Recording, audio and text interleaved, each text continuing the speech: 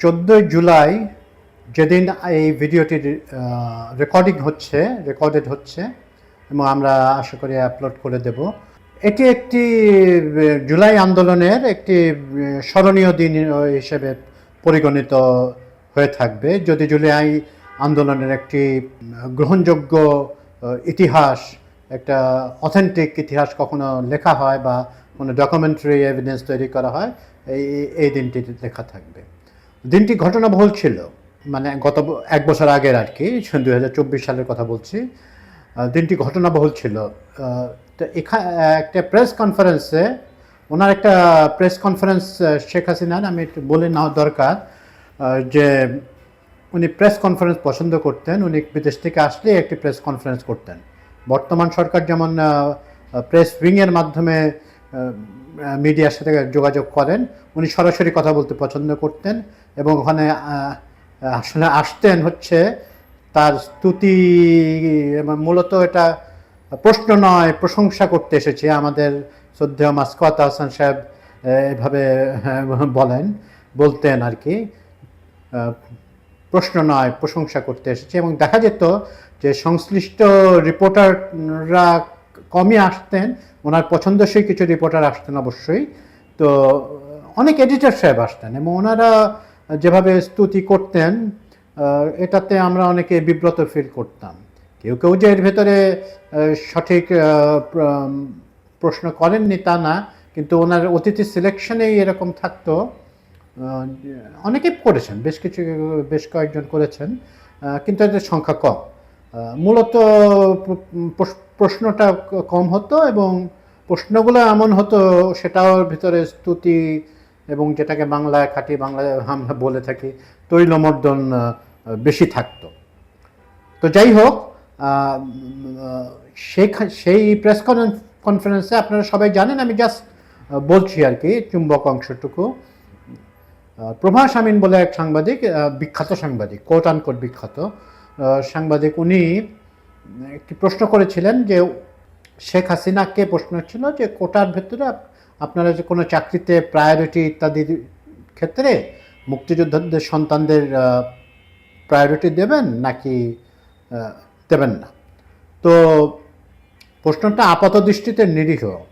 মুক্তিযোদ্ধাদের প্রতি জনগণের একটা স্পেশাল শ্রদ্ধা আছে, কিন্তু মুক্তিযুদ্ধ কেউ করেননি যে ওনাদের পরিবার চিরকালীন 30% কোটা পেয়ে যাবে, এটা এরকম করেননি। দেশের 18 কোটি দেশের ভেতরে যে 4-5 লক্ষ মুক্তিযুদ্ধ, অসাধারণ কৃতিত্ব, আমাদের জাতির শ্রেষ্ঠ সন্তান তারা, কিন্তু ওনারাও যুদ্ধ করেননি কিছু পাওয়ার আশায়।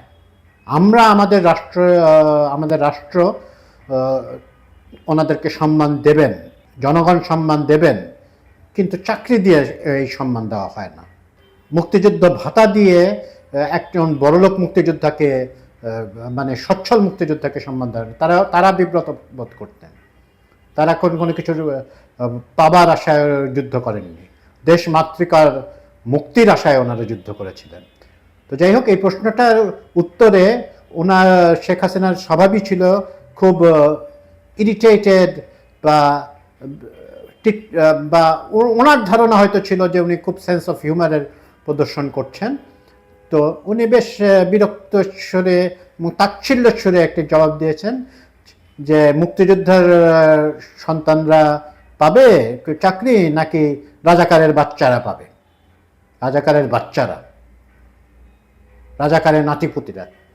এটা it struck a deep chord within the student community এবং মূল জনসাধারণ গোষ্ঠীর ভেতরে। এভাবে আপনি জাতিকে অপমান করতে পারেন না। রাজাকার is a very loaded term, খুবই একটা লোডেড একটা শব্দ, যেটা সম্মিলিত ছাত্র সমাজের ভেতরে প্রচণ্ড আঘাত করে। তার প্রতিক্রিয়া আমরা দেখতে পাই যে ওদিন রাত্রেবেলা, 1 বছর আগে আজকের দিনে রাত্রেবেলা, ছাত্ররা হল ছেড়ে নেমে এসে স্লোগানে প্রকম্পিত করে ফেলেন, তুমি কে আমি কে, রাজাকার রাজাকার। কেউ কোনো জায়গায় স্লোগানের সাথে যুক্ত ছিল, কোনো ক্ষেত্রে যে তুমি কে আমি কে, রাজাকার রাজাকার, এবং কে বলেছে স্বৈরাচার স্বৈরাচার। এই প্রশ্নটার ভিতরে যে ব্যঙ্গ, যে শ্লেষ এবং ক্ষোভের বহিঃপ্রকাশ, এটা তৎকালীন গোষ্ঠী, শাসক গোষ্ঠী এবং তাদের পদলেহী যারা ছিলেন, এবং এর ভিতরে লজ্জার সাথে বলতে হচ্ছে এর ভিতরে সাংবাদিকও ছিলেন, ওনারা এটা বুঝতে পারেননি বা বুঝেও না বোঝার ভান করেছিলেন। ওনারা বলা শুরু করলেন যে রাজাকার স্লোগান কেন হবে। আমাদের এক প্রতিবেশী ছিলেন, উনি আছেন আর কি প্রতিবেশী, উনি কোনো এক সময় আওয়ামী লীগের এমপিও ছিলেন। তো উনি পরের দিন আমার কথোপকথন হচ্ছিল, যে তখন উনি বললেন এই রাজাকার রাজাকার বলতেছে, হলে এটা মুক্তিযোদ্ধাদের সম্মিলিত অপমান করেছেন। জাফর ইকবাল বলে এক ভদ্রলোক, যিনি হুমায়ুন আহমেদের, আমাদের প্রখ্যাত ঔপন্যাসিক হুমায়ুন আহমেদের ছোট ভাই হিসেবে বেশি খ্যাত, এবং শিক্ষকও ছিলেন, একজন শিক্ষক ছিলেন এই ভদ্রলোক। তো উনি বললেন ঢাকা বিশ্ববিদ্যালয়, যে বিশ্ববিদ্যালয় তাকে আজকের মানে ওনার উত্থানের ব্যাপারে সব বিশাল ভূমিকা পালন করেছে, উনি বললেন ঢাকা বিশ্ববিদ্যালয় যে তার নাকি লজ্জা হয়, তার তার অপমান বোধ হয়, মনে হয় যে রাজাকারে ভরা এরকম একটা জায়গা, এরকম ধরনের কথা উনি বলেছিলেন। কিন্তু ছাত্র সমাজের যে কত কষ্টের থেকে, কতটা ক্ষোভ থেকে, কতটা নিদারুণ যন্ত্রণা, অন্তর্গত রক্তক্ষরণ থেকে এই কথাগুলো বেরিয়ে হয়ে এসেছিল তাদের মুখ থেকে, সেটার তাজটা ওনারা ধরতে পারেননি। তাদের লজ্জা তো হওয়া উচিত, লজ্জা হবেও না, হয়নি, অনুতপ্ত হওয়া উচিত এর জন্য। তো ওই দিন একটা আন্দোলনের মোড়টা আসলে ঘুরে যায়, একটা টার্নিং পয়েন্ট ছিল ওই দিন। ওই দিনই এটা কোটা আন্দোলন থেকে জন আন্দোলনে রূপ নেওয়ার একেবারে কি বলে স্প্রিং বোর্ড হিসেবে কাজ করে। শেখ হাসিনা এই কথাটাই বলে নিজের পতন নিজেই ডেকে আনেন। উনি সবাইকে রাজাকার বলে নিজেদের আওয়ামী গোষ্ঠীকে নব্য রাজাকার হিসেবে প্রমাণিত করেন ওই দিনের পর থেকে। তখন কোটা আন্দোলন থেকে এটা ধীরে ধীরে এক দফায় চলে যায় যে এই মহিলা ক্ষমতায় থাকলে এবং তার পার্টি ক্ষমতায় থাকলে আমরা নাগরিক সম্মান আমরা পাবো না, এই বোধটুকু জনগণের ভেতর ঢুকে আসে। উনি বারবার উন্নয়ন উন্নয়ন করার কথা বলতেছেন, কিন্তু উন্নয়ন এবং গণতন্ত্রকে মিউচুয়ালি এক্সক্লুসিভ হিসেবে দেখিয়েছিলেন। উন্নয়ন করেছেন উনি কাদের পয়সায়? বাংলাদেশ রাষ্ট্রের পয়সায়, এবং রাষ্ট্রের পয়সা জনগণের পয়সায়। এবং উনি বৈদেশিক যে সাহায্য বা ইত্যাদি যা রেভিনিউ হয় সেটা জনগণের জন্যই, বাংলাদেশ রাষ্ট্রের জন্যই। রাষ্ট্রের ঊর্ধ্বে শেখ হাসিনা নিজেকে কল্পনা করতে শুরু করেছিলেন। ওনার আচরণ যত না একটা স্বাধীন গণতান্ত্রিক দেশের প্রধানমন্ত্রীর মতো ছিল, তার থেকে অনেক বেশি ছিল এক ধরনের মোনার্কির প্রধান হিসেবে, রানী হিসেবে। এবং এটা ইংল্যান্ডের প্রতীকী রানী না, আক্ষরিক যে রানী, বা ফ্রেঞ্চ রেভলিউশনের সময় যে ম্যারি অ্যান্তোনেট যে রানী ছিলেন, ওরকম নিজেকে ভাবা শুরু করেছিলেন। এবং তার উত্তরাধিকার কী হবে এসব নিয়েও তারা প্রচলন শুরু করেছিলেন। এবং তার এই রাজকীয় ক্ল্যান, শেখ ক্ল্যানকে উনি আপহোল্ড করার চেষ্টা করেছিলেন। এবং ওটাই প্রমাণিত করে যে পুরো জনগোষ্ঠীকে উনি রাজাকারের বাচ্চা বলে সম্বোধন করেন। মিনিমাম ডিসেন্সির তো অভাব ছিল।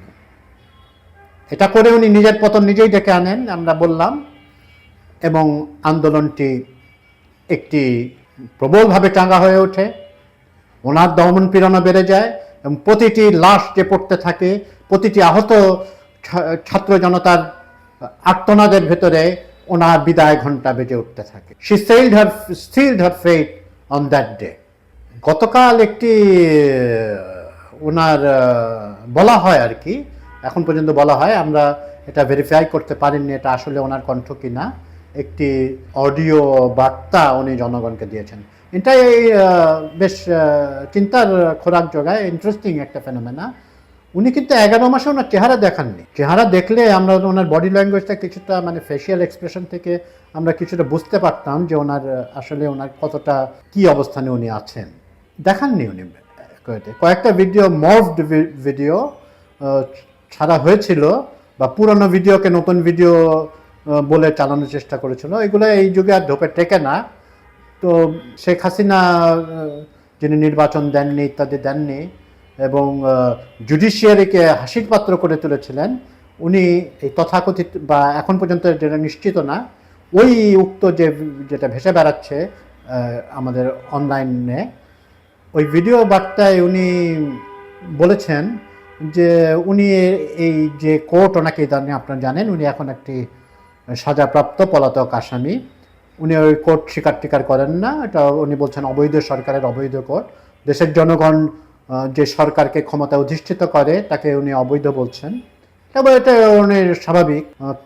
এটা তার কাছে এরকমই এক্সপেক্ট করে মানুষ যে উনি এই ধরনের কথাই বলতে পারেন। উনি মানেন না।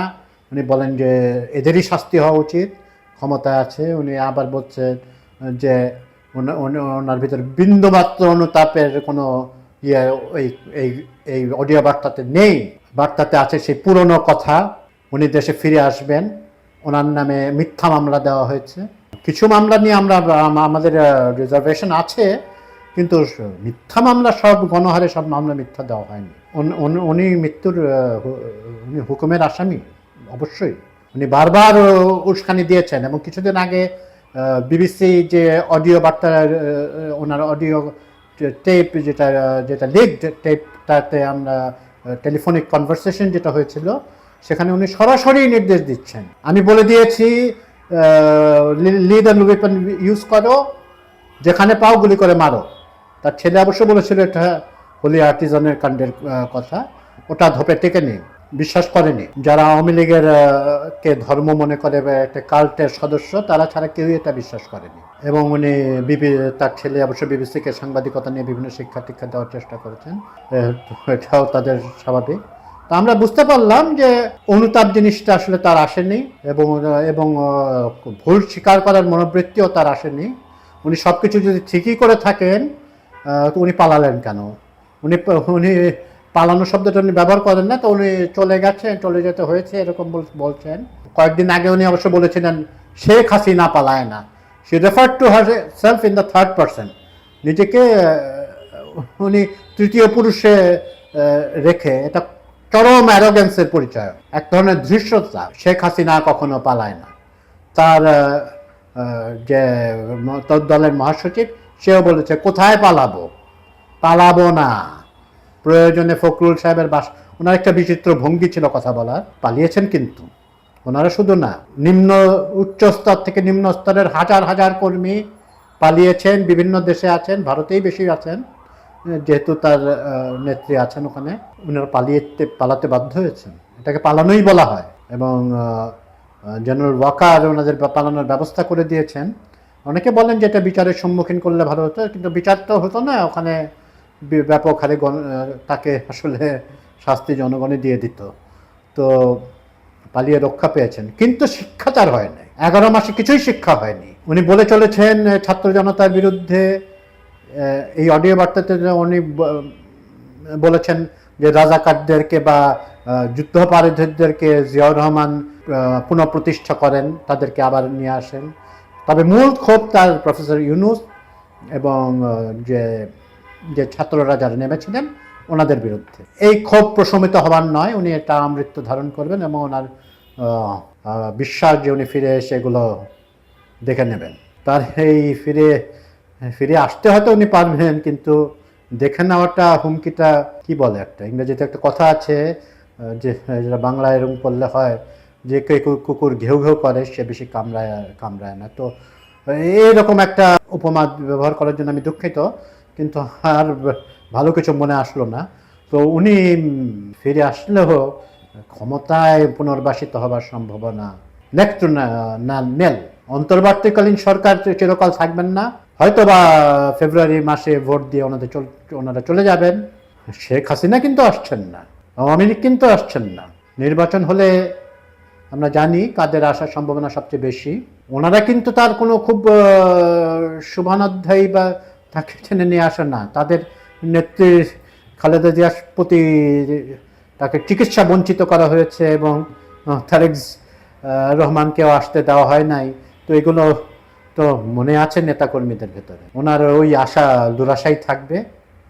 এ বিষয়ে আমাদের সব একমত। আমাদের বিভিন্ন বিষয়ে সরকারের সমালোচনা অনেকেই করে থাকেন এবং যুক্তিযুক্ত সমালোচনাই করে থাকেন। হ্যাঁ, কিছু যে একদম অযৌক্তিক সমালোচনা হয় না তা না, কিন্তু যারাই সমালোচনা করেন যুক্তি দিয়েই করেন। কিন্তু কেউ বলেন না যে শেখ হাসিনাকে ফিরিয়ে আনলে সমস্যার সমাধান হবে, বা শেখ হাসিনা একটা মহান শাসক ছিলেন বা বেটার শাসক ছিলেন, ভালো শাসক ছিলেন, এটা কেউ কিন্তু বলেন। তো আমরা পুরা জুলাই আন্দোলনের শহীদদেরকে স্মরণ করছি, যারা আহত হয়েছেন তাদের এবং তাদের পরিবার, শহীদদের পরিবার সবার প্রতি আমাদের সমবেদনা দিচ্ছি। আজকের দিনটাতে তাদের মনে অনেক রকম স্মৃতি জাগরিক হয়ে উঠেছে। তারা ছাত্রলীগ সন্ত্রাসী, যুবলীগ সন্ত্রাসী এবং পেটোয়া পুলিশ বাহিনী সবার মুখোমুখি হওয়ার মতো সাহস ধারণ করে ওনারা নেমে এসেছিলেন রাজপথে, বিশ্ববিদ্যালয় প্রাঙ্গণে। ঢাকা বিশ্ববিদ্যালয় আরেকবার মহত্ব অর্জন করেছিল এই ছাত্রদের জন্য। ধন্যবাদ।